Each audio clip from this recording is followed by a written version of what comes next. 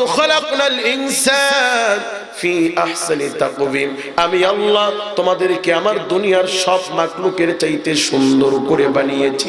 আল্লাহু আকবার। কে সুন্দর করে বানিয়েছেন? আরো জোরে বলতে হবে, কে বানিয়েছেন? ওই মালিক বলেন, এ গোলাম শোন, রে বান্দা শোন, আমি আল্লাহ ওয়া খুলিকাল ইনসানু দাঈফা, আমি তো তোদেরকে বানিয়েছি, আমি আল্লাহ তোমাদেরকে দুর্বল করে বানিয়েছি। কি করে বানিয়েছি? দুর্বল। কে বলতেছেন? যিনি আপনাকে বানিয়েছেন সেই আল্লাহ বলেন, গোলাম বেশি লাফালাফি করিও না, বেশি বাহাদুরি করিও না, আমি আল্লাহ তোমাদেরকে বানিয়েছি কি করে? দুর্বল করে। কেমন দুর্বল আমার ভাইরা? এই পৃথিবীতে এমন কোন প্রাণী নাই যে প্রাণীটা মানুষের বাচ্চার মতো হওয়ার পরে 2 বছর লাগে হাঁটার জন্য।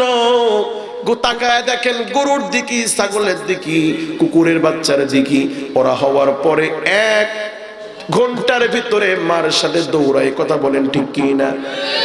গরুর দিকে তাকায় দেখেন, গরু বাচ্চা হওয়ার পরে মার আগে আগে দৌড়ায়। কথা বলেন ঠিক কি না?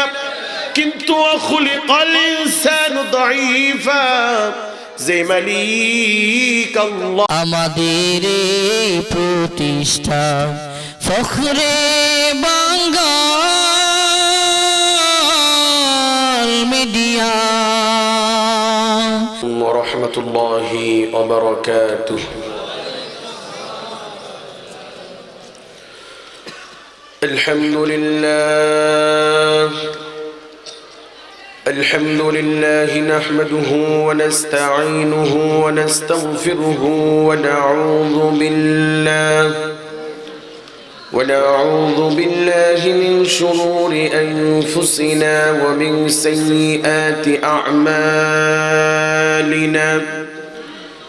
من يهده الله فلا مضل له ومن يضلله فلا هادي له، ونشهد أن لا إله إلا الله وحده لا شريك له، ونشهد أن سيدنا وحبيبنا ومولانا محمدا عبد الله ورسوله، الذي أرسله بالحق بشيرا ونذيرا وداعيا إلى الله بإذنه وسراجا منيرا. فقد قال الله تعالى في كلامه المجيد والفرقانه الحميد، أعوذ بالله من الشيطان الرجيم، بسم الله الرحمن الرحيم. يا أيها الذين آمنوا اتقوا الله،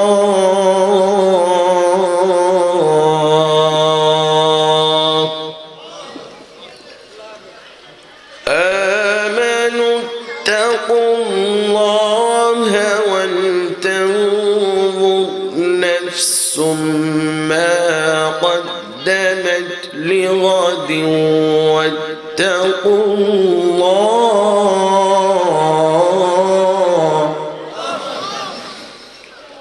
إن الله خبير بما تعملون.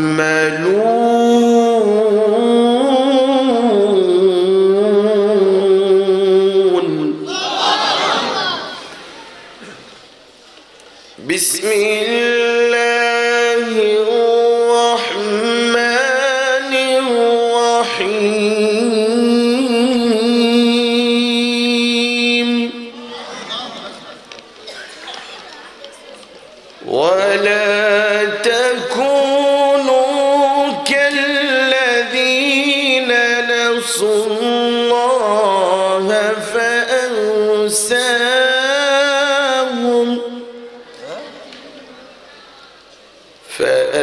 تنساهم أنفسهم أولئك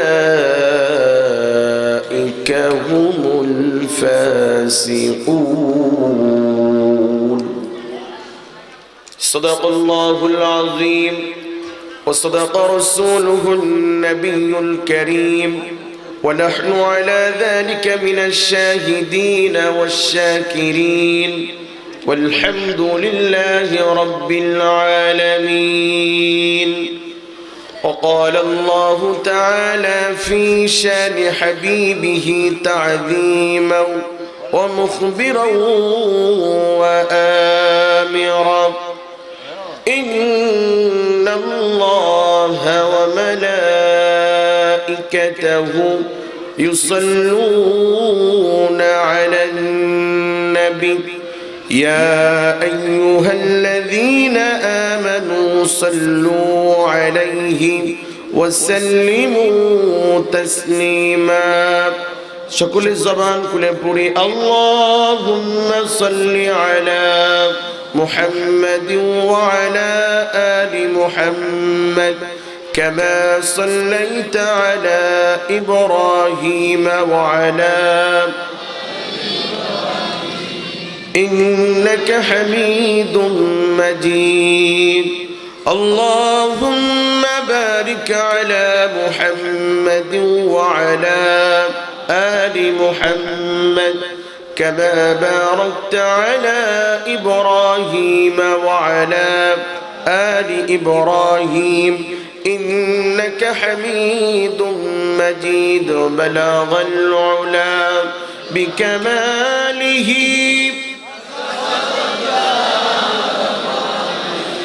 حسنت جميع خصاله হাজার ব্যথা বেদনার পরে ফিরে আসনি তুমি আপন ঘরে। দিনের আলো তুমি ছড়িয়ে দিতে চলে গেলে মদিনায় মক্কা ছেড়ে হে রাসূল। তোমাকে ভুলি আমি কেমন করে হে রাসূল,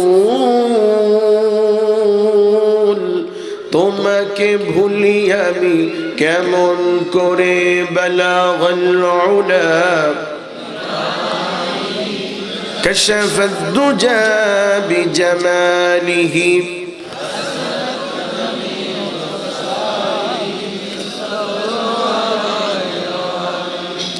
मुझे कुछ मिले या ना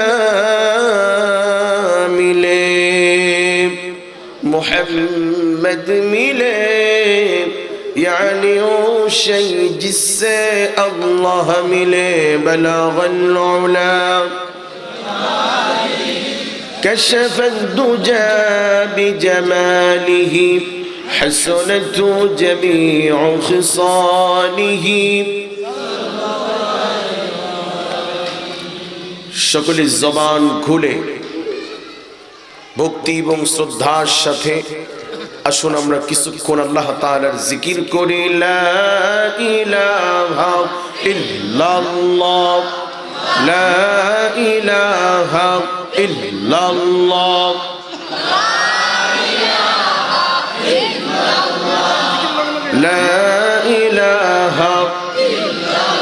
ইসলামের ভাইয়েরা একটু সামনের দিকে আগে আসেন, ফাঁকা জায়গাগুলো পূরণ করে সামনের দিকে আগে আসেন। জিকিরের সাথে সাথে সামনের দিকে আগে আসি ভাই, আসেন। লা ইলাহা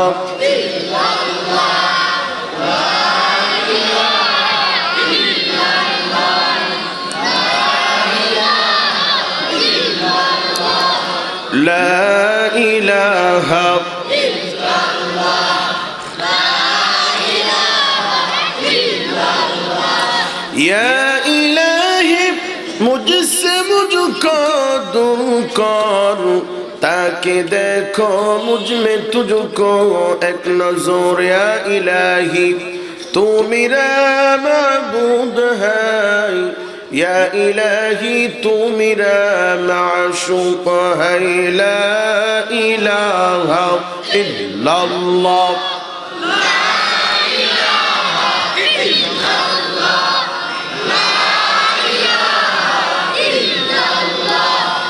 لا إله إلا الله محمد رسول الله صلى الله عليه وسلم মধ্য ইচলি 11 নং ওয়ার্ড যুব সমাজ ও এলাকাবাসীর উদ্যোগে সপ্তম বার্ষিক দুদিন ব্যাপী বিষয়ভিত্তিক তাফসীরুল কোরআন মাহফিলের স্টেজে উপস্থিত মুহতারাম সভাপতি, অত্র এলাকার সকলের শ্রদ্ধাভাজন ব্যক্তিত্ব, বিশিষ্ট সমাজসেবক, রাজনীতিবিদ ও ধর্ম অনুরাগী জনাব মোহাম্মদ রফিকুল ইসলাম ভূঁইয়া সাহেব, আল্লাহ তাআলা সভাপতি সাহেবের নেক হায়াত দারাজ করুন বলে আমিন। আজকের মাহফিলের প্রধান বক্তা আমার আগে আলোচনা করেছেন আন্তর্জাতিক খ্যাতি সম্পন্ন মুফাসসিরে কোরআন, বিশিষ্ট ইসলামিক চিন্তাবিদ মুফতি মাওলানা দেলোয়ার হুসাইন নুরি সাহেব দামাত বারকাতুহু আলিয়া। আরও আলোচনা করেছেন হযরত মাওলানা নুরুল আমিন জিহাদি সাহেব দামাত বারকাতুহু। আরও আলোচনা করেছেন হযরত মাওলানা রফিকুল ইসলাম চাঁদপুরি সাহেব। স্টেজে উপস্থিত অত্র এলাকার সুনামধন্য সম্মানিত ব্যক্তিবর্গ, আমার সামনে অভিষ্ট দিনদার ইমানদার মুসলমান ভাইয়েরা, পর্দার অন্তরালে অবস্থানরত পরম শ্রদ্ধেয়া মা এবং বোনেরা, আমরা সকলেই আল্লাহ পাকের দরবারে লাখ কোটি কালিমাতুশ শুকর ও সুজুদ পেশ করছি যে মুনিব আমাদেরকে এই শীতের রজনীতে কোরআন সুন্নাহর আকর্ষণে তাফসীরুল কোরআন মাহফিলে আমাদেরকে আসার বসার মতো তৌফিক সুযোগ যে আল্লাহ পাক বিজ্ঞাদান করেছেন, সেই মহান আল্লাহ তাবারক ওয়া তাআলার দরবারে আমরা সকলেই উচ্চ আওয়াজে শুকর আদায় করছি। আমরা পড়ছি আলহামদুলিল্লাহ। আরো উচ্চ আওয়াজে আল্লাহ তাআলার প্রশংসা আদায় করা যাবে না? এই জবান কে দিয়েছেন? আল্লাহ চাইলে এই জবানকে স্তব্ধ করে দিতে পারতেন কি পারতেন না? তো যে মুনিব আমাদেরকে এত সুন্দর জবান দিলেন, মুনিবের এই দেওয়া এই জবান দিয়ে উচ্চ আওয়াজে আমরা আরো একবার আল্লাহ তাআলার শুকর আদায় করছি। আমরা সকলে পড়ছি আলহামদুলিল্লাহ। লাখ কোটি দরুদ ও সালাম আল্লাহর সৃষ্টির প্রধান আকর্ষণ এই বিশ্ব সভার সভাপতি শামসুল হিদায়াত বদরুদ্দুজা সৈয়দুস সাকলাইন ইমামুল মুরসালিন আফতাবে নবুয়ত শাহনশাহে রিসালাত সুলতানে মদিনা হুজুর আকরাম বিশ্বনবী রহমাতাল লিল আলামিনের প্রতি লাখ কোটি দরুদ ও সালাম বর্ষিত হোক। সেজন্য আমরা সকলে পড়ছি সাল্লাল্লাহু আলাইহি ওয়াসাল্লাম।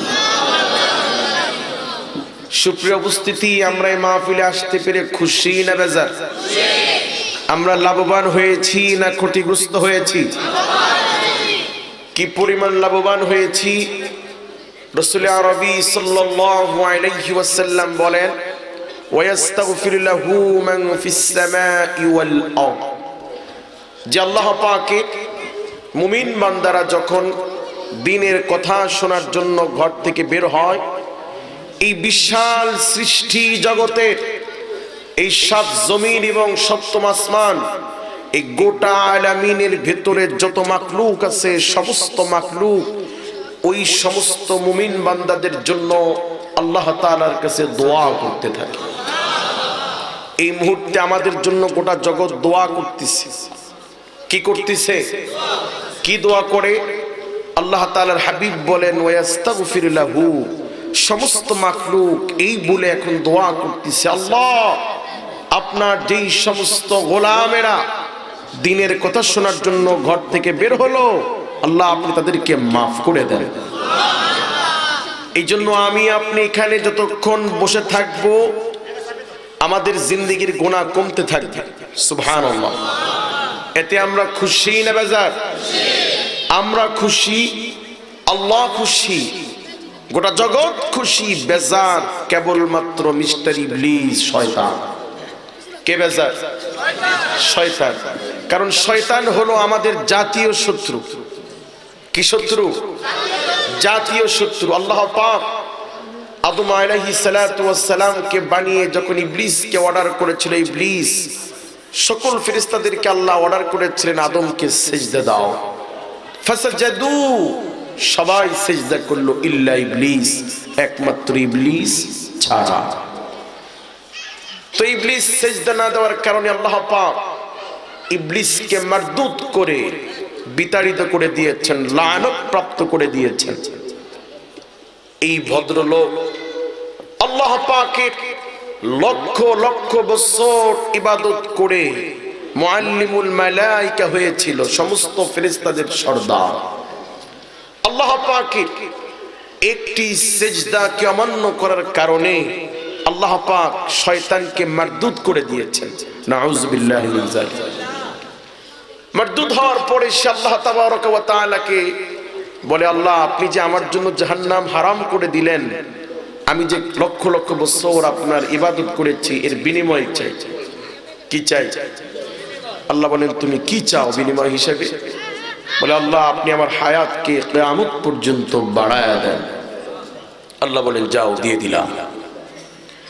বলে, আল্লাহ আমার আরো কিছু চাই। কি চাও? বলে, মুহূর্তের ভিতরে মাশরিক থেকে মাগরিব, শিমাল থেকে জুনুব, গোটা বিশ্ব জগতে যাওয়ার ক্ষমতা আমাকে দিয়ে দেন। আল্লাহ বলেন, যাও, দিয়ে দিলাম। বলে, আল্লাহ আমার আরো কিছু চাই। কি চাও? বলে, আল্লাহ আপনি আমাকে এমন ক্ষমতা দেন যাতে করে আমি আপনার গোলামদের শরীরে রগে রগে গিয়ে আপনার বান্দাদেরকে ওয়াসওয়াসা দিতে পারি। নাউযুবিল্লাহ। আল্লাহ বলেন, যাও, দিয়ে দিলাম। আল্লাহ পাক কর্তৃক এই তিনটি নিয়ামত পেয়ে শয়তান আল্লাহ পাককে চ্যালেঞ্জ করে বলে, আল্লাহ যেই আদমের কারণে আজকে আপনি আমাকে ফেরেশতাদের সরদার থেকে লাঞ্ছিত করে আমাকে মারদুদ করে দিলেন, আমি কিয়ামত পর্যন্ত এই আদমের সন্তানদেরকে পথভ্রষ্ট করব, এদেরকে দিন থেকে, ইসলাম থেকে, কোরআন থেকে দূরে রাখবো। নাউযুবিল্লাহ। আল্লাহ পাক বলেন, ইবলিস তুই চেষ্টা করে আমার গোলামদেরকে দূরে রাখতে পারবি, গুনার কাজ করাইতে পারবি, কিন্তু আমার গোলাম হাজার গুনাহ নিয়ে যখন আমি আল্লাহর কাছে মাফ চাবে, আমি আল্লাহ মাফ করে দিবে।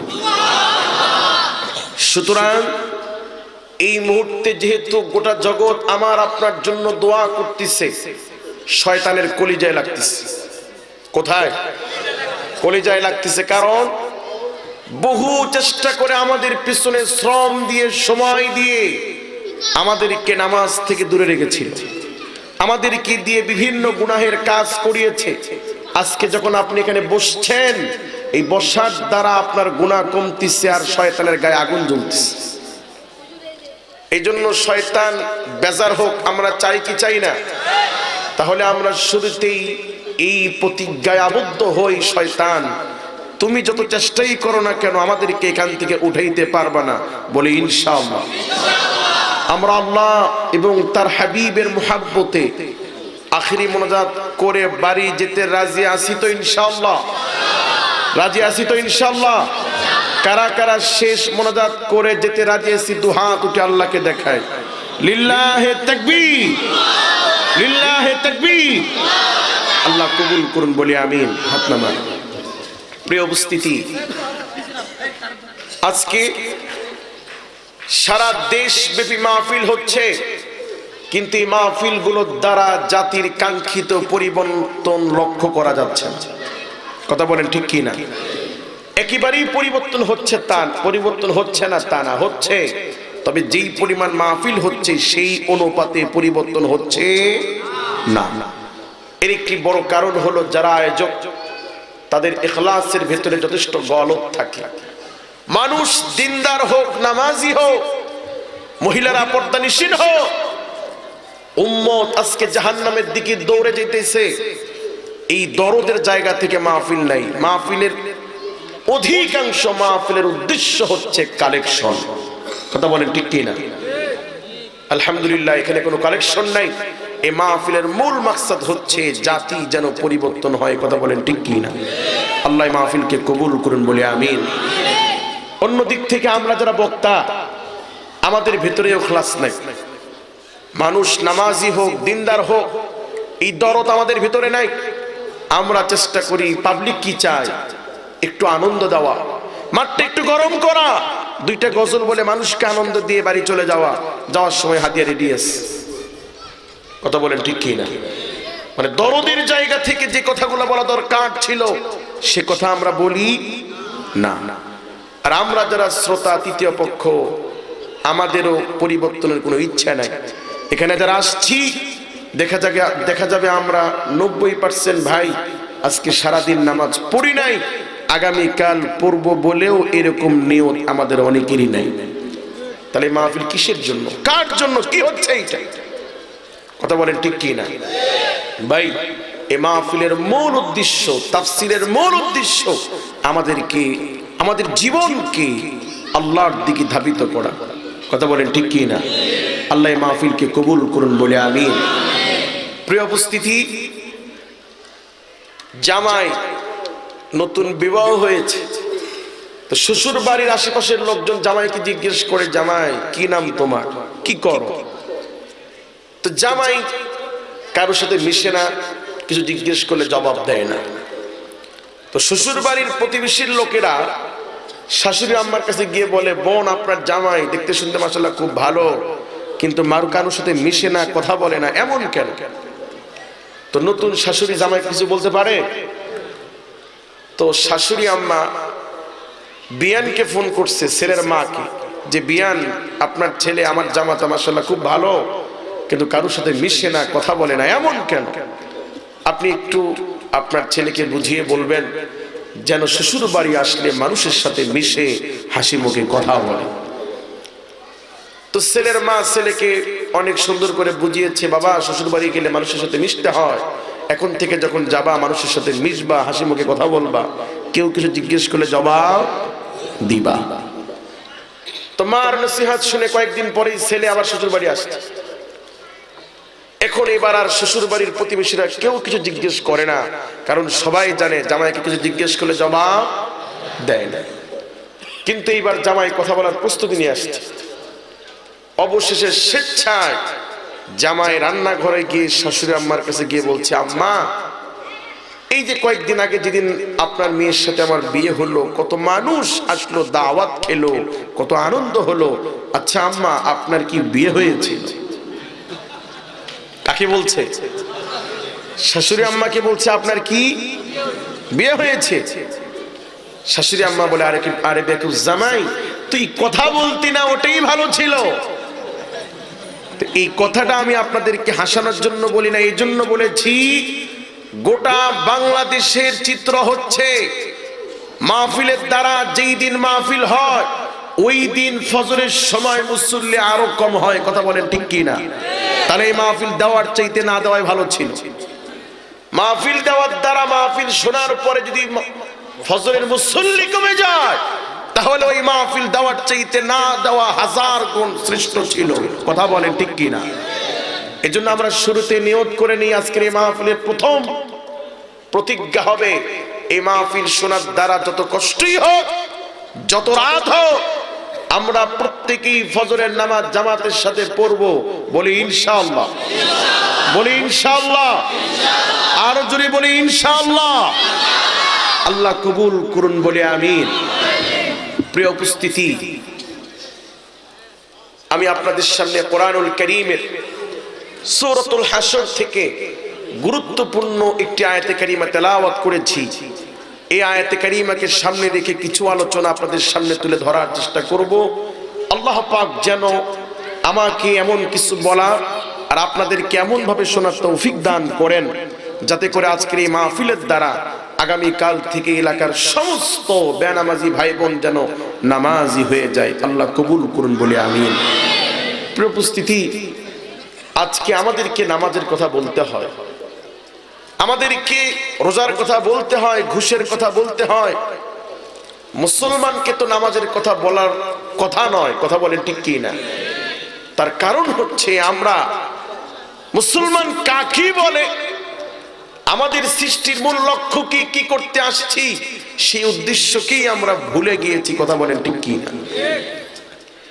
এই জন্য আমার ভাইয়েরা, কোরআনুল কারীমের সূরাতুল বাকারার 30 নম্বর আয়াতে কারিমার ভিতরে বিশ্ব জগতের মালিক আল্লাহ রাব্বুল আলামিন গোটা দুনিয়ার সমস্ত মানুষদেরকে লক্ষ্য করে আল্লাহ আমাদের সৃষ্টির মূল লক্ষ্যকে আল্লাহ তাআলা উন্মোচিত করে দিয়েছেন। চিৎকার করে বলি সুবহানাল্লাহ। আমার ভাইয়ের, আল্লাহ রাব্বুল আলামিন বলেন, وَإِذْ قَالَ رَبُّكَ لِلْمَلَائِكَةِ إِنِّي جَاعِلٌ فِي الْأَرْضِ خَلِيفَةً। আল্লাহু আকবার। আমার ভাইয়ের, আমার বাপজানেরা, আজকে আমরা নিজেদের পরিচয় ভুলে গেছি। আমি কে, কে আমার স্রষ্টা, কেন আমাকে বানানো হলো, এই কথা আজকে আমরা ভুলে গেছি। আমরা আমাদের পরিচয় ভুলে গিয়েছি। কথা বলেন ঠিক কি না? অথচ আকাশ আর জমিনের মালিক, বিশ্ব জগতের মালিক, এই সৃষ্টি জগতের ভিতরে সবচেয়ে বেশি মহব্বত আমাদেরকে করেছেন। কথা বলেন ঠিক কি না? এই সৃষ্টি জগতের ভিতরে সবচেয়ে বেশি মহব্বত, সবচেয়ে বেশি নিয়ামত আল্লাহ আমাদেরকে দিয়েছেন, আর এর বিপরীতে সবচেয়ে বেশি নাফরমানি করেছি কেবলমাত্র আমরা। কথা বলেন ঠিক কি না? অথচ আল্লাহ রাব্বুল আলামিন আমাদেরকে কিভাবে সৃষ্টি করলেন? কোরআনুল কারীমের সূরাতুল বাকারা 30 নম্বর আয়াতে কারীমের ভিতরে আল্লাহ রাব্বুল আলামিন বলেন, মানুষ শোনো, স্মরণ করো ওই সময়ের কথা যখন তোমাদেরকে সৃষ্টি করা হয় নাই। আকাশ এবং জমিনের মালিক তখনও তোমাদেরকে সৃষ্টি করে নাই। স্মরণ করো ওই সময়ের কথা। তোমাদেরকে সৃষ্টি করার আগের প্রেক্ষাপট কেমন ছিল? তুমি কোত্থেকে আসছো? তোমাদের স্রষ্টা কি জন্য, কোন প্রেক্ষাপটে, কেন সৃষ্টি করলেন? আল্লাহু আকবার। আল্লাহ বলেন, ও গোলাম, পিছনে ফিরে তাকাও, তোমাদের ব্যাপারে একটু জানার চেষ্টা করো, স্মরণ করো ওই সময়ের কথা। আল্লাহু আকবার। আল্লাহ রাব্বুল আলামিন বলেন, وَإِذْ قَالَ رَبُّكَ لِلْمَلَائِكَةِ إِنِّي جَاعِلٌ فِي الْأَرْضِ خَلِيفَةً। আল্লাহ পাক বলেন, স্মরণ করো ওই সময়ের কথা যখন তোমার রব ফেরেশতাদের সাথে আলোচনা করলেন। কার সাথে? ফেরেশতাদের সাথে। কি আলোচনা করলেন? ইন্নী জাইলুন ফিল আরদি খলিফা, রে আমার ফেরেশতারা, এই পৃথিবীতে জমিনে আমি আমার বিশেষ মাখলুক মানব গোষ্ঠীকে প্রেরণ করতে চাই। আল্লাহু আকবার। এখনো সৃষ্টি করেন নাই, আমাদেরকে নিয়ে আলোচনা হচ্ছে। কি হচ্ছে? আলোচনা হচ্ছে। আমার ভাইরা, বিশ্ব জগতের মালিক তিনি তার মাখলুকের ভিতরে সবচেয়ে সম্মানিত মাখলুক ফেরেশতাদের সাথে আল্লাহ রাব্বুল আলামিন আলোচনা করছেন আমাদের সৃষ্টির ব্যাপারে। আমাদেরকে আল্লাহ সৃষ্টি করে জমিনে প্রেরণ করতে চান, এই আলোচনা আল্লাহ তাআলা ফেরেশতাদের সাথে করতেছেন। আমার মুনিব, বিশ্ব জগতের মালিক আল্লাহ রাব্বুল আলামিন যখন ফেরেশতাদের কাছে আমাদের সৃষ্টির আলোচনা করছেন, ফেরেশতারা বলে, ক্বালু আতাজআলু ফীহা মান ইউফসিদু ফীহা ওয়া ইয়াসফিকুদ দিমা। আল্লাহ পাকের এই প্রস্তাব শুনে ফেরেশতারা বলছেন, আল্লাহ, ক্বালু, তারা বলে, আতাজআলু, তারা আল্লাহকে উল্টা প্রশ্ন করেন, আল্লাহ আপনি কি জমিনে এমন মাখলুককে সৃষ্টি করতে চান? আতাজআলু, আপনি কি এমন এক জাতিকে সৃষ্টি করতে চান? মান ইউফসিদু ফীহা ওয়া ইয়াসফিকুদ দিমা, যারা পৃথিবীতে গিয়ে রক্তপাত করবে, সংঘর্ষে লিপ্ত হবে। আল্লাহ আপনি কি এমন এক জাতিকে সৃষ্টি করতে চান? বলুন আজকের পৃথিবীতে মারামারি, রক্তপাত, সংঘর্ষ হচ্ছে কিনা? আধিপত্য বিস্তার হচ্ছে কিনা? তো ফেরেশতারা এই কথাই বললেন, আল্লাহ আতাজালু, আপনি কি পৃথিবীতে এমন এক জাতিকে পাঠাইতে চান যারা পৃথিবীতে রক্তপাত করবে, সংঘর্ষে লিপ্ত হবে? আপনি কি এমন এক জাতিকে পাঠাইতে চান? আমার ভাইরা, তার মানে ফেরেশতারা ইনডাইরেক্টলি মানুষকে বানাইতে নিষেধ করলেন। এরপরে তারা তাদের পক্ষে যুক্তি দিয়ে বলে, নাহনু নুসাব্বিহু বিহামদিকা ওয়া নুকদ্দিসু লাক, ওয়াল্লাহ আমরা কোটি কোটি ফেরেশতা আপনার তাসবিহ পড়ি, আপনার গোলামি করি। আল্লাহু আকবার। কত কত ফেরেশতা? কোটি কোটি ফেরেশতা। বিশ্বনবী বলেন, মিরাজের রজনীতে আমি যখন বাইতুল মামুরে গেলাম, ওই বাইতুল মামুরে সপ্তম আসমানের উপরে একটা মসজিদ আছে, মসজিদে বাইতুল মামুর। কি মসজিদ? মসজিদে বাইতুল মামুর। আল্লাহর নবী বলেন, উম্মত ওই মসজিদে ৭০,০০০ ফেরেশতা জামাতের সাথে ২ রাকাত নামাজ আদায় করেন। কয় রাকাত? ২ রাকাত। একদল ফেরেশতা নামাজ পড়ে বের হয়, আরেক দল প্রবেশ করে। এভাবে কিয়ামত পর্যন্ত বাইতুল মামুরে নামাজ চলছে, চলবে। যেই ফেরেশতা একবার নামাজ পড়ার সুযোগ পাবে, কিয়ামতের আগ পর্যন্ত দ্বিতীয়বার আর নামাজ পড়ার সুযোগ তার নসিবে হবে না। আল্লাহু আকবার। তাহলে ফেরেশতার সংখ্যা কম না বেশি? এত বেশি ফেরেশতা থাকার পরেও আল্লাহ রাব্বুল আলামিন বড় আদর করে, মায়া করে আমাকে আপনাকে বানানোর ইচ্ছা পোষণ করলেন। ফেরেশতার নিষেধ করে বলে, আল্লাহ আতাজালু ফিহা মান ইউফসিদু ফিহা ওয়া ইয়াসফিকু দিমা, ও মালিক এরা দুনিয়ায় গিয়ে মারামারি করবে, রক্তপাত করবে, এদেরকে সৃষ্টি করার দরকার নাই। নাহনু নুসাব্বিহু বিহামদিকা ওয়া নুকদ্দিসু লাক, আমরা কোটি কোটি ফেরেশতা আপনার তাসবিহ পড়ি, আপনার গোলামি করি। আল্লাহু আকবার। আমার বাপজানেরা, আমার ভাইয়েরা, একটি ফেরেশতা কত বড় হতে পারে? বিশ্বনবী সাল্লাল্লাহু আলাইহি ওয়াসাল্লাম যখন ইসরাফিল আলাইহিস সালাতু ওয়াস সালামের পরিচয় আলোচনা করছেন, যে ইসরাফিল আলাইহিস সালাতু ওয়াস সালাম কিয়ামতের কঠিন দিনে যখন সিংগায় যখন ফু দিবে, একটা ফুৎকারের সাথে এই জমিন ভেঙে তছনছ হয়ে যাবে। চিৎকার করে বলি আল্লাহু আকবার। আল্লাহ রাব্বুল আলামিন সূরাতুল ইনফিতারের ভিতরে বলেন, ইযাস সামাউ ফাতারাত ওয়া ইযাল কাওয়াকিবু তাসারাত। আল্লাহু আকবার বলেন। আমার বন্ধুরা, আমার ভাইয়েরা, কিয়ামতের কঠিন দিনে আল্লাহর একজন ফেরেশতা যখন সিংহায় ফু দিবে, আকাশের জমিনের মালিক বলেন, রে গোলাম, ইযাস সামাউ ফাতারাত, এই আসমান ভেঙে তছনছ হয়ে যাবে। চিৎকার করে বলি আল্লাহু আকবার। ওয়া ইযাল কাওয়াকিবু তাসারাত, এই আসমানের নিচে যে কোটি কোটি গ্রহগুলো আছে, এগুলো খুলে খুলে জমিনে পড়ে যাবে। আমার বাপজানেরা, যে পৃথিবীতে আমরা বসবাস করি, এই পৃথিবীর চাইতে 13 লক্ষ গুণ বড় হলো সূর্য। আল্লাহু আকবার। কত বড়? 13 লক্ষ গুণ বড় হচ্ছে সূর্য। এই সূর্যের মতো 10,000 কোটি গ্রহ নিয়ে একটি গ্যালাক্সি। আল্লাহু আকবার।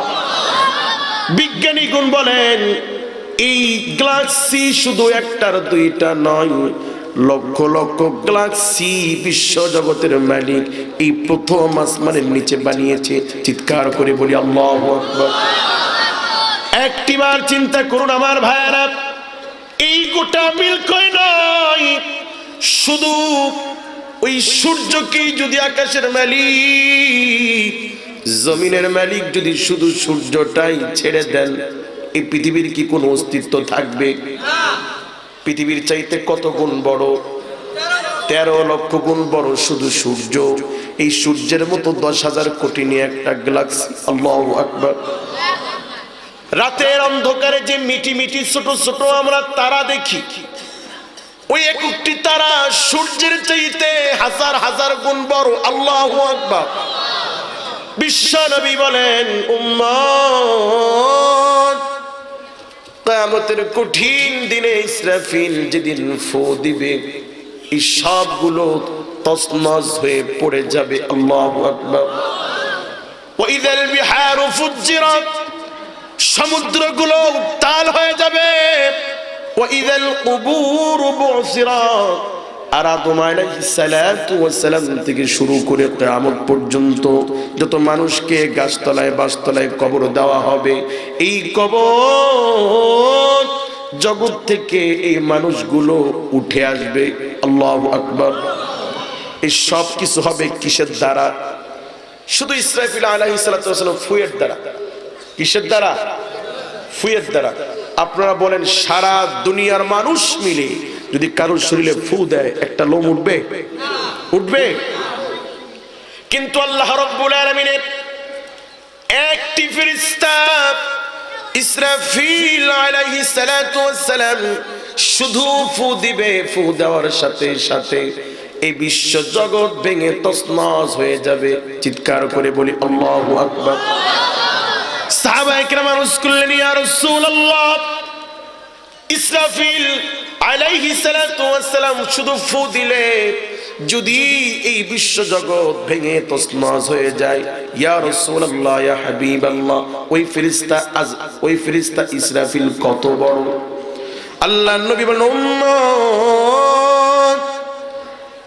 ইসরাফিল আলাইহিস সালাতু ওয়াস সালাম যদি তিনি তার দেহ নিয়ে যদি দাঁড়ায়, গোটা সৃষ্টি জগতের সমস্ত পানিগুলোকে যদি ইসরাফিল আলাইহিস সালাতু ওয়াস সালামের মাথার উপরে ঢেলে দেওয়া হয়, ওয়াল্লাহি এক ফোঁটা পানি তার শরীর বেয়ে জমিনে পড়বে না। তাহলে আল্লাহর একজন ফেরেশতা ছোট না বড়? এরকম ফেরেশতা এক দুই না কোটি কোটি, যার কোনো গণনা করা যাবে না। আমার বন্ধুরা, আমাদের সৃষ্টির আগে বিশ্ব জগতের মালিক আল্লাহ রাব্বুল আলামিন যখন আমাদের সৃষ্টি করার প্রস্তাব পেশ করলেন, ফেরেশতারা বলে, ও আল্লাহ, নাহনু নুসাব্বিহু বিহামদিকা ওয়া নুকদ্দিসু লাক। মালিক, আমরা কোটি কোটি ফেরেশতা আপনার গোলামি করি, আপনার তাসবিহ পড়ি, এই মানুষদেরকে সৃষ্টি করার দরকার নাই। চিৎকার করে বলি আল্লাহু আকবার। বলুন তো আমার ভাইরা, ফেরেশতাদের এই যুক্তিগুলো সঠিক ছিল কিনা? মানুষ মারামারি করবে, মানুষ পৃথিবীতে বিশৃঙ্খলা করবে, মানুষ আল্লাহকে ভুলে যাবে, এই কথাগুলো সত্য কিনা? এটা আমার আল্লাহ রাব্বুল আলামিন জানেন কি জানেন না? তারপরে বিশ্ব জগতের মালিক বড় আদর করে ফেরেশতাদের এই যুক্তিগুলো শুনে আল্লাহ বলেন, রে আমার ফেরেশতারা শোনো, ইন্নী আ'লামু মা লা তা'লামুন, আমি আল্লাহ যা জানি তোমরা জানো না। এরপরে আল্লাহ তাআলা বড় আদর করে আমাদেরকে বানিয়েছেন। চিৎকার করে বলি আল্লাহু আকবার। তাহলে আমার ভাইরা, কতটুকু মায়ার মোহাব্বত করে আকাশ এবং জমিনের মালিক এত কোটি কোটি ফেরেশতা থাকার পরেও আমাদেরকে বানালেন। শুধুই কি বানালেন নাকি আমার ভাইয়েরা? সূরাতুল ইয়াসিনের ভিতরে সর্বশেষ আয়াতের আগের আয়াতে আল্লাহ বলেন, রে দুনিয়ার গোলামেরা শোনো, ইন্নামা আমরুহু ইযা আরাদা শাইআন আন ইয়াকুলা লাহু কুন ফায়াকুন। আমি আল্লাহ এমন ক্ষমতাওয়ালা, আমি আল্লাহ যখন কোনো কিছু বানাতে চাই শুধু বলি কুন হও ফায়াকুন, সাথে সাথে হয়ে যায়। বলি আল্লাহু আকবার। এই পৃথিবীর চাইতে 13 লক্ষ গুণ বড় সূর্য আল্লাহ বানিয়েছেন। এই সূর্য বানাইতে আল্লাহর একদিন, 2 দিন, 5 দিন, 10 দিন লাগে নাই, ফেরেশতা লাগে নাই। আল্লাহ শুধু বলেছেন কুন হও ফায়াকুন। আল্লাহু আকবার, সাথে সাথে হয়েছে। কিন্তু আমার ভাইরা, একটি মাখলুক, যেই মাখলুককে আমার আল্লাহ কোন শব্দ দিয়ে বানান নাই?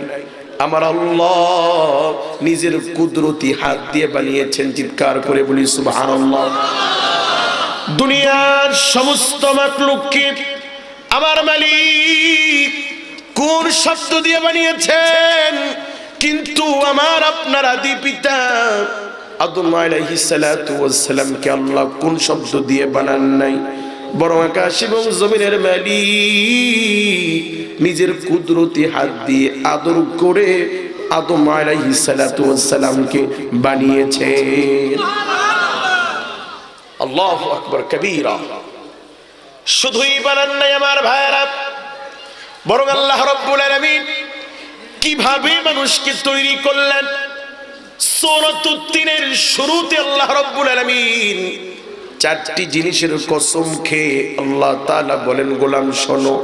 কয়টি জিনিস? চারটি।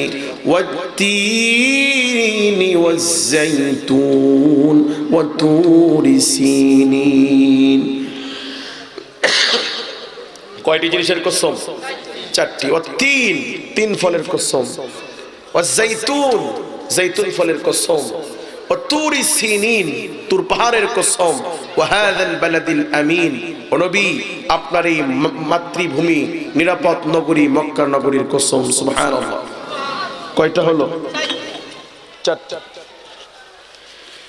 আমার ভাইরা দিলের কান খুলে দিয়ে শুনুন, আপনার মালিক, আপনার স্রষ্টা, যিনি আপনাকে কত মুহাব্বত করেন, কত ভালোবাসেন, কত মুহাব্বত করেন, আল্লাহ বলেন, রে গোলাম, চারটি জিনিসের কসম খেয়ে আমি আল্লাহ বলছি, লাকাদ খালাকনাল ইনসান। চারটি জিনিসের কসম খেয়ে আল্লাহ রাব্বুল আলামিন বলেন, লাকাদ খালাকনাল ইনসান, নিশ্চয় অবশ্যই খালাকনাল ইনসান, আমি আল্লাহ মানুষদেরকে বানিয়েছি ফি আহসানি তাকওয়িম, আমার সৃষ্টি জগতের ভিতরে সবার চাইতে বেশি সুন্দর করে। চিৎকার করে বলি আল্লাহু আকবার। তাহলে আমার ভাইরা, আপনি আল্লাহর এমন একটা মাখলুক, আপনি আল্লাহর এমন সৃষ্টি, যেই সৃষ্টিকে আল্লাহ রাব্বুল আলামিন বড় আদর করে, ফেরেশতাদের বাধাকে অপেক্ষা করে সব চাইতে সুন্দর করে আল্লাহ আপনাকে বানালেন। সুবহানাল্লাহ। এই জন্য এই দুনিয়ার কোন গরু ছাগল ভেড়া বকরিকে যদি আমি আপনি জামা পরায়া দেই, বলেন ভালো লাগবে? ভালো লাগবে? কিন্তু মানুষ, যেই কারিগর, যেই মালিক আপনাকে বানিয়েছেন, সেই আল্লাহ বলেন, গোলাম তোমাকে আমি আল্লাহ সুন্দর করে বানিয়েছি, তোমাকে ভালো একটা জামা পরাইলে কত সুন্দর দেখায়, ভালো একটা জুতা পরলে কত সুন্দর দেখায়, কারণ আমি আল্লাহ আমার মাখলুকের ভিতরে সবচাইতে তোমারে সুন্দর করে বানিয়েছি। আল্লাহু আকবার। এই হাত পা কে দিয়েছেন? এই কথা বলার জবান কে দিয়েছেন? আল্লাহ বলেন, হুয়াল্লাযী ইউসাউবিরুকুম ফিল আরহামি কাইফা ইয়াশা। আল্লাহু আকবার। আরে গোলাম, তুমি যখন তোমার মার পেটে ছিলাম, তোমার এই কান, তোমার চোখ, তোমার জবান, তোমার হাত পা সব কে দিয়েছেন? আল্লাহ। আমার ভাইয়ের, আল্লাহ রাব্বুল আলামিন কোরআনুল কারীমের ভিতরে আমাদেরকে প্রশ্ন করেন। কি করেন? প্রশ্ন করে আল্লাহ আমাদেরকে বলেন, আল্লাহ বলেন, আফারাআইতুম মা তুমনুন।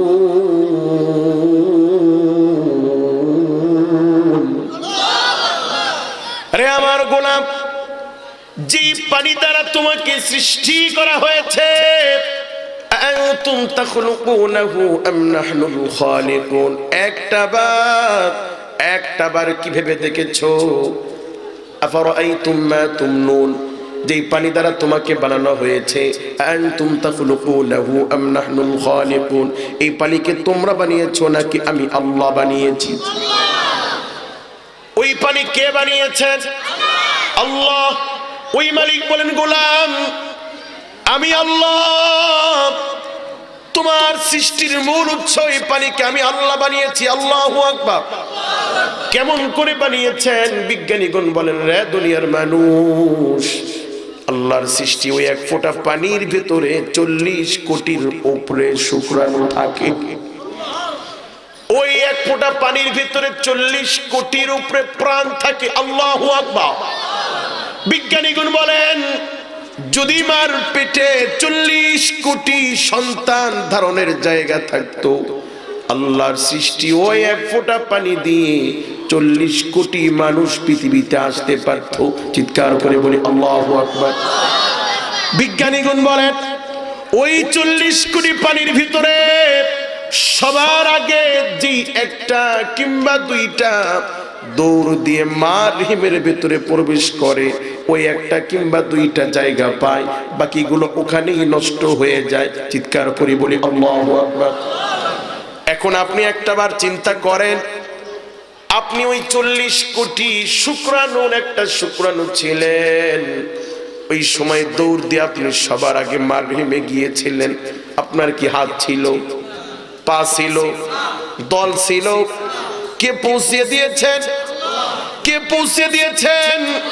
আল্লাহ বলেন, রে গোলাম, ফি করারিম মাকিন, তুমি যখন ওই পানির ভিতরে ছিলা, কেউ তোমার মার রহিমে পৌঁছায়া দেয় নাই।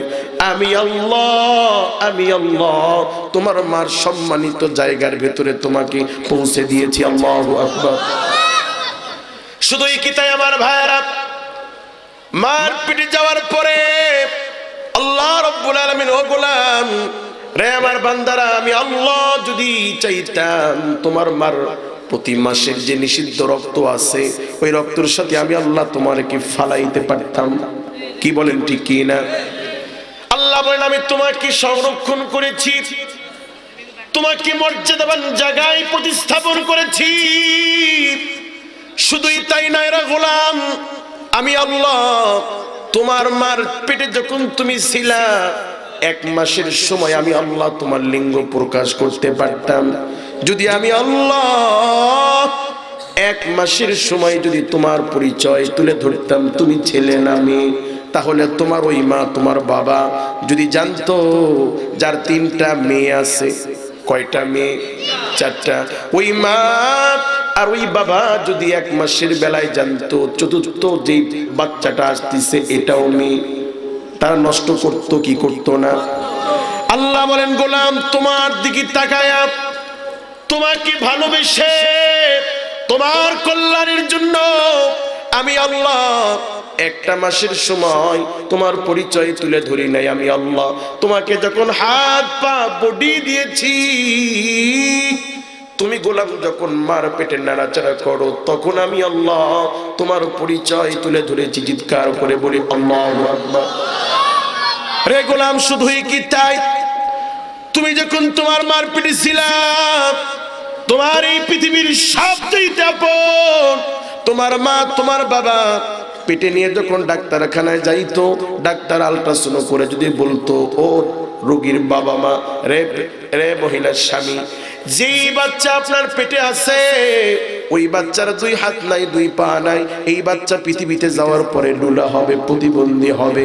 আল্লাহ বলেন, গোলাম ওই আমি আল্লাহ যদি তোমার হাত না দিতাম, পা না দিতাম, তোমার মা, তোমার বাবা তার আল্ট্রাসাউন্ড করে যখন জানতে পারতো যে বাচ্চাটা আসতেছে ওই বাচ্চার হাত নাই, পা নাই, ওরে গোলাম তোমার পিতা মাতা ডাক্তারের টাকা দিত, তুমি সন্তানকে ডিএমসি করতে। কথা বলেন ঠিক কি না? আল্লাহ বলেন, গোলাম তোর মা, আমি আল্লাহ যদি তোর হাত না দিতাম, এই দুনিয়ার যারা তোর আপন ওরা তোকে নষ্ট করতে চাইতো। তুই গোলাম চিৎকার করতি, তোর চিৎকারের আওয়াজ কেউ শুনতো না। যিনি শুনতেন তিনি কে? কে শুনতেন? আপনি মার পেট থেকে চিৎকার করে বলতেন, ও মা, আল্লাহ আমারে হাত দেয় নাই, পা দেয় নাই, এই জন্য ও মা তুমি আমারে হত্যা করিও না। মারে, আমি পৃথিবীতে যাওয়ার পরে তুমি আমারে রাস্তায় ফেলে দিও, যার মায়া হয় সে আমারে লালন পালন করবে। কিন্তু আপনার এই আওয়াজ কি দুনিয়ার মা বাবা শুনতো? যিনি শুনতেন তিনি কে? আল্লাহ বলেন গোলাম এত তাড়াতাড়ি কিভাবে তুমি আমি আল্লাহকে ভুলে গেলাম? যে আল্লাহ আমি ছাড়া তোমার মায়ের পেটে তোমার আপন বলতে কেউ ছিল না, আজকে দুনিয়ার সবাইরে পায়া, দুনিয়ার ছেলে মেয়ে বন্ধু বান্ধব কত মানুষকে তুমি আপন বানাইলা, কত মানুষের জন্য তুমি বান্দা জীবন দাও, অথচ আমি আল্লাহ তোমারে মোহাব্বত করে এত সুন্দর করে বানালাম, আমি আল্লাহ এত মোহাব্বত করে তোমারে মানুষ বানাইলাম, আজকে তুমি সবাইর জন্য পাগল কিন্তু তুমি আমারে ভুলে গেছো। কথা বলেন ঠিক কি না? আল্লাহ বলেন গোলাম শুধুই কি তাই? তুমি যখন তোমার মার পেটে ছিলে এখনো জমিনে আসো নাই, তুমি পৃথিবীতে আসার আগে তোমার মার স্তনে দুধ ছিল না, আমি আল্লাহ তোমার কল্যাণের জন্য তোমার ভালোর জন্য তোমার মার স্তনের ভেতরে আমি আল্লাহ এই পৃথিবীর সবচাইতে দামি খাবার দিয়েছি। আল্লাহু আকবার। মার স্তনের দুধ কে দিয়েছেন? আল্লাহ বলেন ও গোলাম আমি তোমার এমন মালিক, তোমার খাবারের জন্য এই পৃথিবীর সবচাইতে দামি খাবার তোমার মার স্তরে আমি আল্লাহ দিয়েছি। শুধু দিনের গোলাম তোমার খাবারের জন্য আমি আল্লাহ ওই দুধটা বের হওয়ার রাস্তাকে আমি আল্লাহ একটা বড় ছিদ্র করে দেই নাই। একটা বড় ছিদ্র করে দিলে তুমি সন্তান ছোট মানুষ তোমার গলায় দুধ আটকে তুমি হয়তো মারা যাইবা, এই জন্য আমি আল্লাহ তোমার জন্য তোমার খাবার বের হওয়ার রাস্তাকে আমি আল্লাহ ছোট ছোট 36টা ছিদ্র আমি আল্লাহ দিয়েছি। আল্লাহু আকবার। আল্লাহ বলেন গোলাম শুধুই কি তাই রে বান্দা, আমি আল্লাহ তোর খাবারটারে উষ্ণ গরম করে দিয়েছি, এমন গরম করে দেই নাই যেই গরম দিলে তুমি ছোট বাচ্চার জিহ্বা পুড়ে যাবে, এমন গরম আমি আল্লাহ দেই নাই। বান্দারে আমি আল্লাহ তোর খাবারে ঠান্ডা করে দেই নাই যেই ঠান্ডাতে তুই বাচ্চার ঠান্ডা লেগে যাবে। আল্লাহু আকবার। আমি তো তোর সেই রব, আমি তোর সেই মালিক, গোলাম তোর খাবারের ভিতরে আমি আল্লাহ সামান্য মিষ্টি দিয়েছি। আল্লাহু আকবার। এমন মিষ্টি দেই নাই যেই মিষ্টিতে তুই বাচ্চার কৃমি হবে, তুই বাচ্চার সুগার বেড়ে যাবে, তুই বাচ্চার ডায়াবেটিস হবে, এমন মিষ্টি আমি আল্লাহ তাআলা দেই নাই। তোমার জন্য যতটুকু মিষ্টির প্রয়োজন গোলাম কেউ দেয় নাই, ওই দুধটারে আমি আল্লাহ ওই রকম উষ্ণ মিষ্টি করে দিয়েছি। আজকে তুমি বান্দা আমাকে ভুলে দুনিয়ার কত বন্ধু বান্ধব কত মানুষরে তুমি আপন বানাইলা, অথচ পিছনে একটু ফিরে তাকাও, তোমার জীবনে কি এমন এক সময় ছিল না যখন তোমাকে কেউ চিনতো না, তোমার কোনো পরিচয় ছিল না, তোমার কোনো নাম ছিল না? আমি আল্লাহ কত মায়া করে আদর করে তোমারে আদম বান্দা হিসেবে বানাইলাম। আল্লাহু আকবার। তো আল্লাহ বলেন গোলাম তোমাদেরকে আমি আল্লাহ যেন তেন ভাবে বানাই নাই, লাকাদ খালাকনাল ইনসান ফি আহসানি তাকওয়িম, আমি আল্লাহ তোমাদেরকে আমার দুনিয়ার সব মাখলুকের চাইতে সুন্দর করে বানিয়েছি। আল্লাহু আকবার। কে সুন্দর করে বানিয়েছেন? আরো জোরে বলতে হবে কে বানিয়েছেন? ওই মালিক বলেন এ গোলাম শোন, রে বান্দা শোন, আমি আল্লাহ ওয়া খুলিকাল ইনসানু দাঈফা, আমি তো তোদেরকে বানিয়েছি, আমি আল্লাহ তোমাদেরকে দুর্বল করে বানিয়েছি। কি করে বানিয়েছি? দুর্বল। কে বলতেছেন? যিনি আপনাকে বানিয়েছেন সেই আল্লাহ বলেন গোলাম বেশি লাফালাফি করিও না, বেশি বাহাদুরি করিও না, আমি আল্লাহ তোমাদেরকে বানিয়েছি কি করে? দুর্বল করে। কেমন দুর্বল আমার ভাইরা? এই পৃথিবীতে এমন কোন প্রাণী নাই যে প্রাণীটা মানুষের বাচ্চার মতো হওয়ার পরে 2 বছর লাগে হাঁটার জন্য। তাকায় দেখেন গরুর দিকে, ছাগলের দিকে, কুকুরের বাচ্চার দিকে, ওরা হওয়ার পরে 1 ঘন্টার ভিতরে মার সাথে দৌড়ায়। কথা বলেন ঠিক কি না? গরুর দিকে তাকায় দেখেন গরু বাচ্চা হওয়ার পরে মার আগে আগে দৌড়ায়। কথা বলেন ঠিক কি না? কিন্তু খুলিকাল ইনসানু দাঈফা, যে মালিক আল্লাহ আপনাকে বানিয়েছেন, আমাকে বানিয়েছেন, ওই আল্লাহ বলেন গোলাম তুমি তোমার পরিচয় ভুলে যেও না, আমি আল্লাহ তোমারে বানিয়েছি সবচাইতে দুর্বল করে। আল্লাহু আকবার। কি করে বানিয়েছেন? দুর্বল করে। এই পৃথিবীর কোন প্রাণী বাচ্চা দেওয়ার পরে মানুষের সিজার যেমন প্রয়োজন হয়, গরু ছাগল ভেড়া বকরি ওদের সিজার লাগে? লাগে? এই পৃথিবীর মানুষের বাচ্চা হওয়ার পরে মা খালা চাষি বাচ্চা হওয়ার পরে বাচ্চাটারে নিয়ে ধরে মার স্তনের কাছে দিয়ে দেয়। তাকায় দেখেন ও ভাই, এই জগতে এমন একটা প্রাণী নাই যেই প্রাণীকে ধরে তার মার দুধের স্তন চিনাইতে হয়। কথা বলেন ঠিক? দুনিয়ার সমস্ত মাখলুক বাঘের বাচ্চারে ধরে মার স্তন চিনাইতে হয় না, কুকুরের বাচ্চাকে ধরে মার স্তন চিনাইতে হয় না, ছাগলের বাচ্চা হওয়ার পরে মার স্তন চিনাইতে হয় না, কিন্তু দুনিয়ার মানুষ ওয়াখুলিকাল ইনসানু দাঈফা, আমি আল্লাহ তোমাদেরকে বানিয়েছি দুর্বল করে। আল্লাহু আকবার। মানুষ কি প্রাণী? দুর্বল প্রাণী। এই জন্য আমার ভাইরা, মানুষ তার জীবনে এমন একটা সময় আসে যেই সময় মানুষ চোখে দেখে না, মানুষ হাঁটতে পারে না, লাঠির প্রয়োজন হয়। কথা বলেন ঠিক কি না? এই জগতে আমি আপনি ছাড়া এমন একটা মাখলুক দেখান যেই প্রাণীটা বয়স হয়েছে হাঁটতে পারে না, লাঠির প্রয়োজন হয়? দেখেছেন কখনো? মানুষ আমরা দুর্বল। এই দুর্বল কে বানিয়েছেন? আল্লাহ। আল্লাহ বলেন রে গোলাম, আমি আল্লাহ তোদেরকে মায়া করে বানিয়েছি দুর্বল করে। তোরা আমার সৃষ্টি দুর্বল প্রাণী।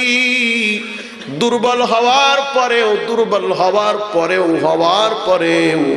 ওয়ালাকাদ কাররামনা বানি আদম, আমার মাখলুকের ভিতরে যত মাখলুক, সমস্ত মাখলুকের চাইতে আমি আল্লাহ তোমাদেরকে বেশি মর্যাদা দিয়েছি। আল্লাহু আকবার। কে মর্যাদা দিয়েছেন? আমরা দুনিয়ার সমস্ত মাখলুকের চাইতে দুর্বল। দুর্বল হওয়ার পরে আকাশের জমিনের মালিক আল্লাহ বড় আদর করে আমাদেরকে সবার চাইতে বেশি ইজ্জত দিয়েছে। আল্লাহু আকবার। তাকায় দেখেন, আল্লাহ এত ইজ্জত দেওয়ার পরেও আমাদের মতো এত নাফরমানি আর দুনিয়ার কোনো মাখলুক করে না। কথা বলেন ঠিক কি না? আমার ভাইয়ের, আমার বন্ধুরা, আমার বাপজানেরা, আজকে আমরা আমাদের সৃষ্টির মূল উদ্দেশ্য ভুলে গিয়েছি। কত আদর করে আল্লাহ সবার চাইতে বেশি ইজ্জত দিলেন, সবার চাইতে বেশি সুন্দর করে আল্লাহ আমারে বানালেন। আজকে আমি আল্লাহর সব চাইতে মোহাব্বতের মাখলুক হওয়ার পরেও সব প্রাণীর চাইতে আজকে আমি বেশি আল্লাহকে অবজ্ঞা করি। কথা বলেন ঠিক কি না? সব প্রাণীর চাইতে আজকে আমরা আল্লাহর বেশি অবমাননা করি। কথা বলেন ঠিক কি না? আমার ভাইরা, এই জন্য আল্লাহ রাব্বুল আলামিন আমাদেরকে সাবধান করে দিয়ে বলেন, গোলাম ইয়া আইয়ুহাল্লাযীনা আমানুত্তাকুল্লাহ। আমার ভাইরা, এই দুনিয়ার কোন ভাই, ছেলে, নাতি নাতনি যদি বাহিরে যায়, যাওয়ার সময় ছেলেকে বাবাটাকে বলে, ও বেটা বাহিরে যাইতেছো শরীরের যত্ন নিও। মা বলে, বেটা বিদেশ যাইতেছো সময় মতো খেয়ে নিও। কথা বলেন ঠিক কি না? আপনজনেরা তাদের আপনজনদেরকে প্রবাস জীবনে কিছু নসিহত করে কি করে না? আকাশ এবং জমিনের মালিক আল্লাহ রাব্বুল আলামিন দুনিয়ার মানুষদেরকে ডাক দিয়ে বলেন, রে দুনিয়ার মানুষ শোনো, রে দুনিয়ার মুমিন, তোমরা হলে আমি আল্লাহ রাব্বুল আলামিনের আপনজন বন্ধু। সুবহানাল্লাহ। মুমিনরা আল্লাহর বন্ধু। মুমিনরা আল্লাহর কে? বন্ধু। ওই আল্লাহ রাব্বুল আলামিন বন্ধুদেরকে ডাক দিয়ে বলেন, ইয়া আইয়ুহাল্লাযীনা আমানুত্তাকুল্লাহ। রে গোলাম শোনো, তোমাদেরকে আমি আল্লাহ কিছু গুরুত্বপূর্ণ আদেশ দেই, কিছু নসিহত করি, ভালো করে শোনো। জীবনে চলার পথে সবসময় তোমরা ভয় করবা আল্লাহকে। কাকে? কাকে ভয় করতে হবে? কারণ আমার এই জবান কে দিয়েছেন? আমার হাঁটার শক্তি কে দিয়েছেন? আমার কে শোনার জন্য কান কে দিয়েছেন? আল্লাহ। এই নিয়ামতগুলো দিয়া, এই নিয়ামতগুলো আল্লাহ আবার নিতে পারেন কি পারেন না? পারেন, পারেন। যেহেতু আল্লাহ পারেন, এই জন্য আল্লাহ বলেন, রে গোলাম আমানুত্তাকুল্লাহ, সব সময় ভয় করবি আল্লাহকে। কাকে? আল্লাহকে। এরপরে আল্লাহ বলেন, গোলাম ওয়ালতানজুরু নাফসুন, তোমাদের প্রত্যেকের চিন্তা করা উচিত। কি করা উচিত? চিন্তা করা উচিত। মা কদ্দামাত লিগাদ, রে গোলাম আগামীকালের জন্য তুমি কি নিলা, কি সংগ্রহ করলা। আজকে আমরা দুনিয়ার বিষয়ে কত ভাবি, কত চিন্তা করি, কত চালাকি করি, অথচ আজকে যদি আমার মরণ হয়, আগামীকাল আমি আপনি এমন সময় কবরে শুয়ে থাকব। কথা বলেন ঠিক কি না? কবরে যাওয়া লাগবে কি লাগবে না? লাগবে। কিন্তু আমার ভাইয়েরা, সবচেয়ে বাস্তব কথা হলো, দুনিয়ার সব কিছু নিয়ে আমরা ফিকির করি, চিন্তা করি, অথচ আমার মৃত্যু আসবে, এই জমিন ছেড়ে আমাকে মাটির জগৎ যাইতে হবে, ওই জগৎ নিয়ে আমাদের কোনো চিন্তা নাই। কথা বলেন ঠিক কি না? এই জন্য আমার মালিক, আমার মুনিব আল্লাহ দুনিয়ার মুমিনদেরকে ডাক দে বলেন, গোলাম তোমাদেরকে আমি আল্লাহ আদর করে একটা আদেশ করি, গোলাম ওয়ালতানজুর, তোমাদের প্রত্যেকের চিন্তা করা উচিত। মা কদ্দামাত লিগাদ, তুমি আজকে মারা গেলে কালকে কবরে থাকবা। ওয়ালতানজুরু নাফসুম মা কদ্দামাত লিগাদ, তো ওপারের জন্য তুমি গোলাম কি পাঠালা, কি নিলা, সেই চিন্তা করো। সুবহানাল্লাহ। সেই চিন্তা কি আছে আমাদের? আছে? আহা আমার ভাইয়ের, আমার বন্ধুরা, আল্লাহ নবী বলেন, কোন মুমিন যদি দুনিয়ার জিন্দেগিতে এক ওয়াক্ত নামাজ না পড়ে, অথবা কেউ যদি এই দুনিয়ার জিন্দেগিতে এক ওয়াক্ত নামাজ ইচ্ছা করে কাজা করে, কি করে? কাজা। আল্লাহ নবী বলেন, এক ওয়াক্ত নামাজ কাজা করার জন্য আল্লাহ তাআলা তাকে এক হুকবা জাহান্নামে দিবেন। কত হুকবা? এখন এক হুকবা কি? মুফাসসিরিনে কেরামগণ ব্যাখ্যা করেন, কোন ব্যক্তি যদি এক ওয়াক্ত নামাজ ইচ্ছা করে কাজা করে, আল্লাহ তাআলা তাকে এক হুকবা জাহান্নামে দিবেন।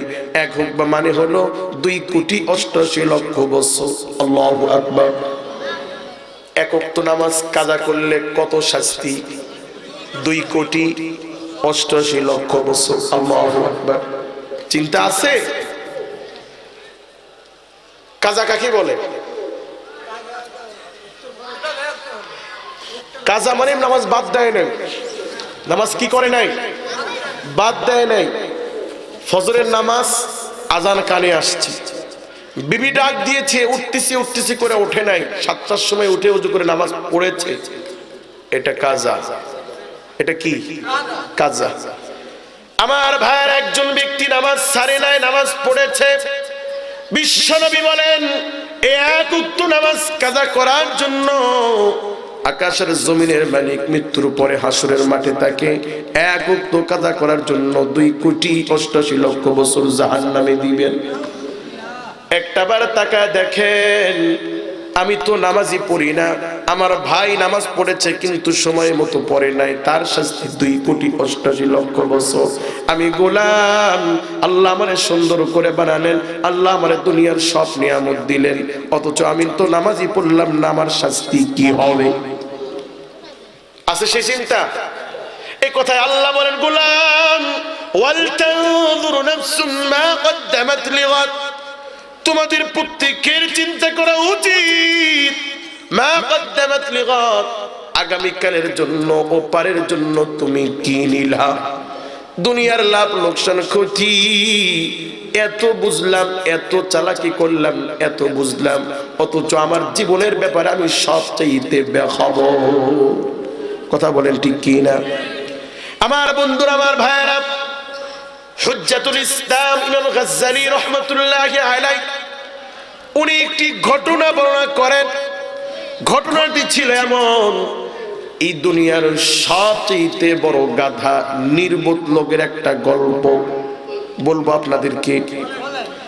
হুজ্জাতুল ইসলাম বলেন, একজন যুবক মাঠে কাজ করে আর দিনের বেলা কিছু সংখ্যক সময়ে সে জঙ্গলের ভেতরে কাঠ কেটে জীবিকা নির্বাহ করে।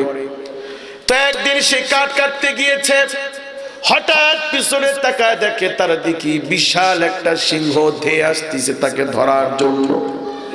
লোকটা জীবন বাঁচানোর জন্য সামনের দিকে দৌড় শুরু করেছে। পিছনে সিংহ, সামনে দৌড়াচ্ছে।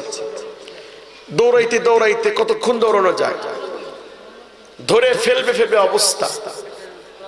লোকটা জীবনের মায়া ছেড়েই দিয়েছে, এই বুঝি ধরে ফেললো। তো চিন্তা করছে এমনিও মরে যাবো, এমনিও মরে যাব। তো সামনে দেখে একটা বিশাল একটা গর্ত দেখা যায়। কি দেখা যায়? গর্ত। তো নিজেকে বাঁচানোর জন্য চোখ বন্ধ করে ঝাঁপ দিয়েছি, যদি আল্লাহ বাঁচায়। যখন লোকটা সিংহ থেকে বাঁচার জন্য ঝাঁপ দিয়েছে, কূপের ভিতরে মাঝামাঝি অবস্থানে কিছু লতা পাতা ছিল, লতা ছিল। আল্লাহর গোলাম নিজেকে বাঁচার জন্য ঝাঁপ দিয়ে লতা ধরে ঝুলে আছে। বলেন, একটা লতা ধরে কতক্ষণ ঝুলে থাকা যায়? এবার লোকটা যখন বাঁচার জন্য উপর দিকে তাকায়, তাকায় দেখে ওই সিংহটা কূপের চারপাশে তখনও ঘুরে। বোঝা যায় উপরে ওঠা যাবে না, উপরে উঠলেই সিংহটা আমাকে খেয়ে ফেলবে। এবার যখন আল্লাহর গোলাম নিচের দিকে তাকায়, দেখে নিচে বড় একটা সাপ তার দিকে হা করে তাকায় আছে। উপরে সিংহ, নিচে সাপ। এত বিপদের মধ্যে লোকটা ঝুলে আছে, নিচেও নামতে পারবে না, উপরে উঠতে পারবে না। আপনি চিন্তা করুন, এমন একটা বিপদে থাকলে আপনার কষ্ট আর ভয় লাগতো কি লাগতো না? হুজ্জাতুল ইসলাম বলেন, আমার ভাইয়েরা শোনো, এই যুবকটা যেই লতা ধরে ঝুলে আছে, ওই লতার দুই পাশে দুইটা ইঁদুর, একটা সাদা ইঁদুর আর একটা কালো ইঁদুর কুট কুট করে ওই লতাটারে কেটে দিচ্ছে। বলো তো দুনিয়ার মানুষ, লোকটা বিপদের মধ্যে আছে কি নাই? কি মনে হয় আপনাদের বিপদে আছে কি নাই? হুজ্জাতুল ইসলাম বলেন, এত বিপদের ভিতরে থাকার পরেও ওই লতার একটা কোণার পাশে ছোট একটা মধুর চাক ছিল। মধু টপ টপ করে পড়ে। যুবক মধুর দেখে মধুর লোভ সামলাইতে না পেরে উপরের সিংহের কথা ভুলে গেল, নিচের সাপের কথা ভুলে গেল, ইঁদুর যে কাটতিছে ইঁদুরের কথাও ভুলে গেল। সব ভুলে সে মধু খাওয়ার ভেতরে ব্যস্ত হয়ে পড়েছে। এখন আপনাদের কাছে প্রশ্ন, বলেন তো, লোকটা বুদ্ধিমান না নির্বোধ? চালাক না বলদ? আপনারা থাকলে কি করতেন? মধু খাইতেন না? খাইতেন না?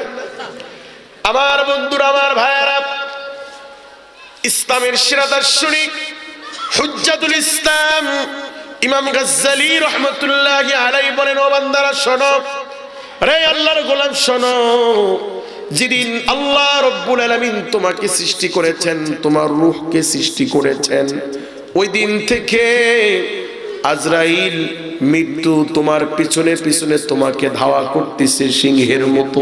আল্লাহু আকবার। তুমি যেখানেই যাও না কেন, তোমার পিছনে পিছনে মৃত্যু দৌড়াইতেছে। আল্লাহু আকবার। আইনামা তাকুনু ইদরিকুমুল মাউত ওয়ালাউ কুনতুম ফি বুরুজিম মুশাইয়াদা। আল্লাহ বলেন, ও গোলাম, তুমি মৃত্যুর হাত থেকে বাঁচার জন্য যেখানেই যাও না কেন, আমার আজরাইল ওখানে গিয়ে তোমাকে ধরবেই ধরবে। আল্লাহু আকবার। তাহলে আমাদের পিছনে কে? আমাদের পিছনে মৃত্যু। মার পেটে আমরা এই মৃত্যুর হাত থেকে বাঁচার জন্য মার পেট থেকে আমরা দুনিয়া নামক এই কূপের ভিতরে ঝাঁপ দিয়েছি নিজেকে বাঁচানোর জন্য। আমরা এখন কূপের ভিতরে আছি। কোথায়? কূপের ভেতরে। এই কূপের তলদেশে কবর নামক সাপ আমার আপনার দিকে তাকায় আছে। আল্লাহু আকবার। কবর আমাকে আপনাকে ডাক দে, বলে, ও দুনিয়ার মানুষ, আনা বাইতু যুলমা, আমি অন্ধকারের ঘর, খবরদার নেকি না নিয়ে এই জমিন থেকে আমার ভিতরে আসিও না, আমি কবর তোমার জন্য অপেক্ষায় আছি। আল্লাহু আকবার। তাহলে আমার পিছনে মৃত্যু নামক সিংহ, আমার সামনে সাপ নামক কবর, অথচ আমি আপনি আল্লাহর দেওয়া হায়াত পেয়ে লতা ধরে ঝুলে আছি। কি ধরে ঝুলে আছি? হায়াত নামক কারো 20 বছর, কারো 30 বছর, কারো 50 বছরে হায়াত নামক রশি ধরে আমরা ঝুলে আছি। এই যে রশি ধরে আমি আপনি ঝুলে আছি, একটা রাত নামক কালো ইঁদুর, দিন নামক সাদা ইঁদুর কুটকুট করে সেই হায়াতি জীবনটার রশিটা কেটে দিচ্ছে। কথা বলেন ঠিক কি না? আমি আপনি এত বিপদের মধ্যে থাকার পরেও দুনিয়া নামক সামান্য মধুর লোভ সামলাইতে না পেরে আমরা মৃত্যুর কথা ভুলে গেছি, আমরা কবরের কথা ভুলে গেছি। আমার চাইতে বড় নির্বোধ গাধা আর পৃথিবীতে কেউ নাই। কথা বলেন ঠিক কি না?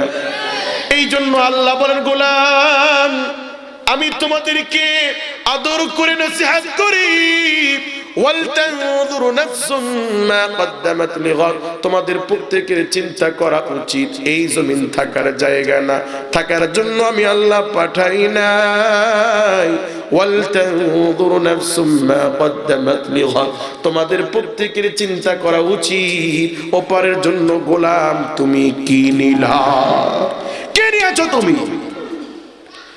কারণ তোমার আমার সামনে এমন একটা দিন, হাসরের কঠিন মাঠে আল্লাহর নবী বলেন, একটা নেকি যদি মিজানের পাল্লায় কম হয়, কয়টা নেকি?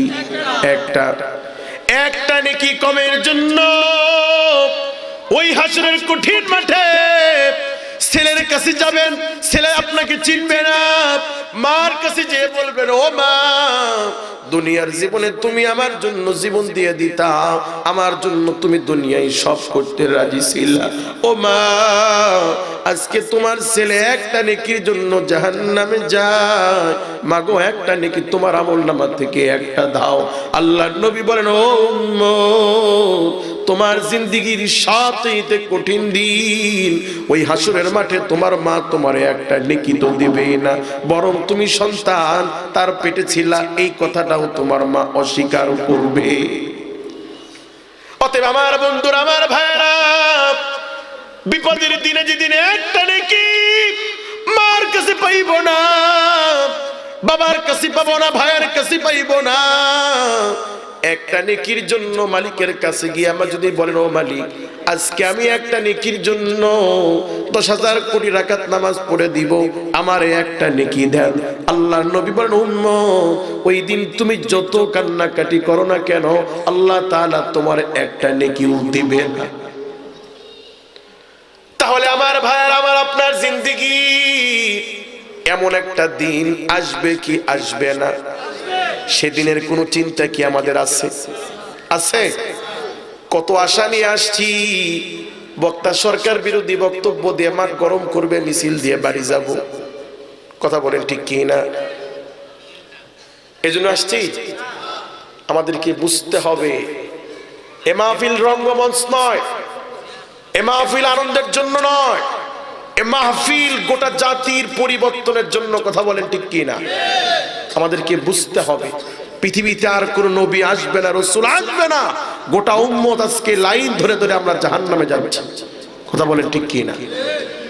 তোমার ভাইরা, আকাশ এবং জমিনের মালিক বড় আদর করে মায়া করে সৃষ্ট নবীর সৃষ্ট উম্মত করে আল্লাহ রাব্বুল আলামিন আমাদেরকে পৃথিবীতে পাঠিয়েছেন। পাঠানোর পরে এই দুনিয়ার যত নিয়ামত সব আল্লাহ আমাদেরকে দিয়েছেন। কথা বলেন ঠিক কি না? তো বলতেছিলাম আমার ভাইয়েরা, কোন ব্যক্তি এক ওয়াক্ত নামাজ যদি কাজা করে তাহলে আল্লাহ রাব্বুল আলামিন 2,88,00,000 বছর জাহান্নামে দিবে। সে চিন্তা কি আমাদের আছে? আছে? আজকে যারা ফজরের নামাজ পড়েন নাই, ভালো করে শুনেন, আজকে যারা ফজর নামাজ পড়েন নাই, এই এক ওয়াক্তের জন্য আপনাকে 80 হুকবা জাহান্নামে থাকতে হবে। কত হুকবা? এখন বাসায় গিয়ে ক্যালকুলেটরে হিসাব করবেন, 2,88,00,000 গুণ 80, যা হবে আজকে ফজরের যে নামাজ পড়েন নাই তার শাস্তি হলো এটা। এগুলো মনে হয় আমরা বানায় বলতেছি নাকি? এগুলো হুজুরদের আজগুবি গল্প। আমার ভাইয়ের, আমার বন্ধুরা, যদি আমরা আল্লাহকে প্রশ্ন করি মালিক আপনি তো রহমান, আপনি তো গফফার, এক ওয়াক্ত নামাজের জন্য কেন এত শাস্তি দিবেন? আল্লাহর জবাব হলো, গোলাম তাকায় দেখো আমি আল্লাহ তোমারে কি দিই নাই। আমার মাখলুকের ভিতরে তোমাদেরকে যা দিয়েছি অন্য কোন মাখলুককে এই নিয়ামত দেই নাই। আল্লাহু আকবার। আমার ভাইয়েরা, আমরা মানুষ, এই যে আমাদের শরীরে কত শীত থেকে বাঁচানোর জন্য কম বেশি প্রত্যেকের গায়ে চাদর আছে কি নাই, কাপড় আছে কি নাই? আল্লাহ বলে, গোলাম তাকায় দেখো তোমার মতো এই শীতের ভেতরে কোন মাখলুক তোমার মতো জামা গায়ে দিয়ে আছে?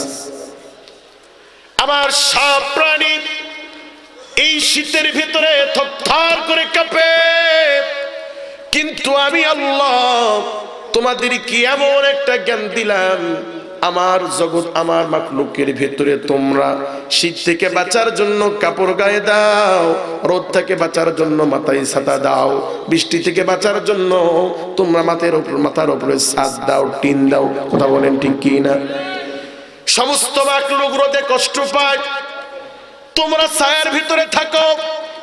সমস্ত মাখলুক বৃষ্টিতে ভিজে, তোমরা বৃষ্টির থেকে বাঁচার জন্য ঘরে লুকাও। সমস্ত মাখলুক শীতে থরথর করে কাঁপে, তোমরা গায়ে কাপড় দাও।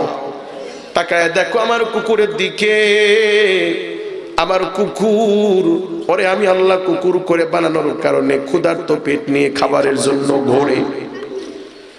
তোমরা পেট ভরে কত ভালো ভালো খাবার খাও, এই জগতের কত আম কাঁঠাল কলা লিচু, 3 বেলা পেট ভরে মাছ গোশত কত খাবার তোমরা খাও।